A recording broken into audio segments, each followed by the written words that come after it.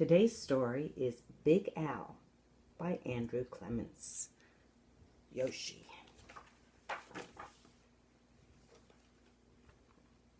Big Al.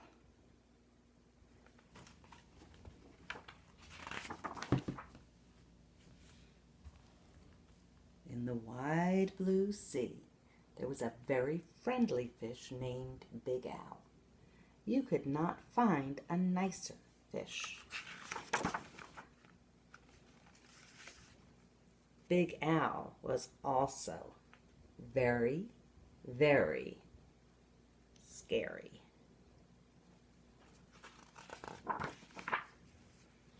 Other fish seemed to have at least one friend.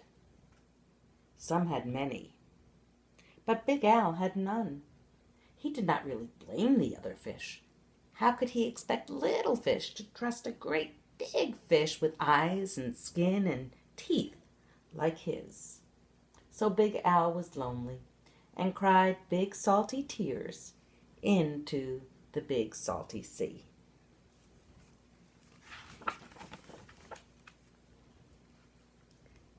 Big Al really wanted friends, so he worked at it. First he tried wrapping himself up with seaweed. He thought it was a great disguise, but no one else did. Who wants to stop and talk to a floating plant that has big, sharp teeth?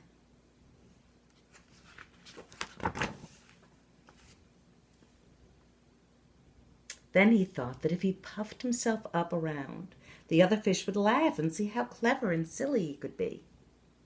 All they saw was how big he could be, and they steered clear.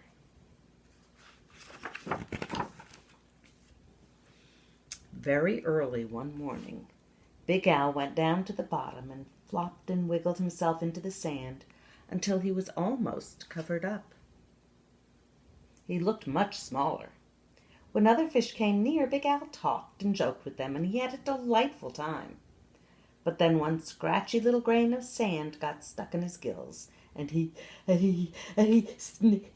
sneezed. When the clouds of sand cleared away, all the other fish were gone.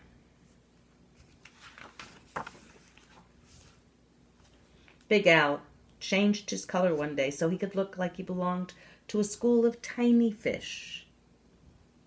Passing by, he bubbled along with them for a while, laughing and feeling like he was just one of the crowd.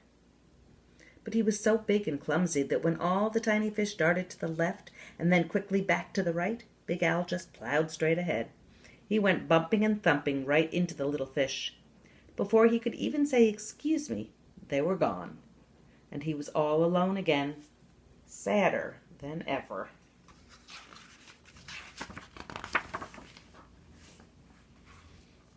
Just when Big Al was starting to be sure that he would never have a single friend, something happened. He was floating along sadly watching some of the smaller fish and was wishing that they would come closer.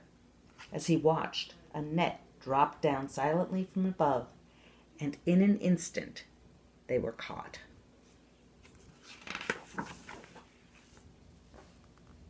Big Al forgot all about being lonely, and he forgot all about being sad.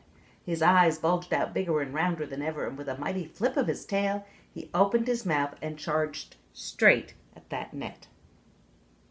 The net was strong, but Big Al was stronger.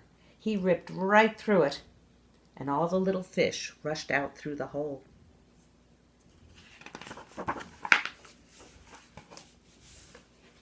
But when Big Al tried to turn around and go out of the hole, he got all tangled up in the net. He was stuck. The net went higher and higher toward the bright surface of the sea, and the little fish watched Big Al as he disappeared above them. When the little fish were able to speak again, all they talked about was the huge, wonderful fish that had saved them.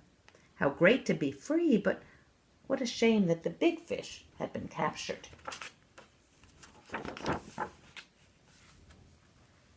Just then there was a tremendous crashing splash above them, and the small fish dashed away.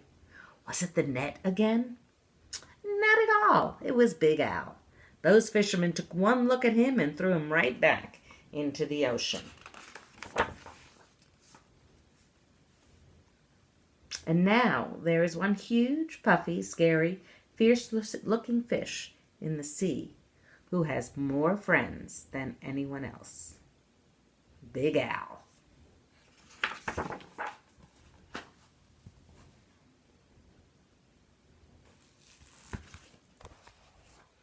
Hope you enjoyed it. It's one of my favorites.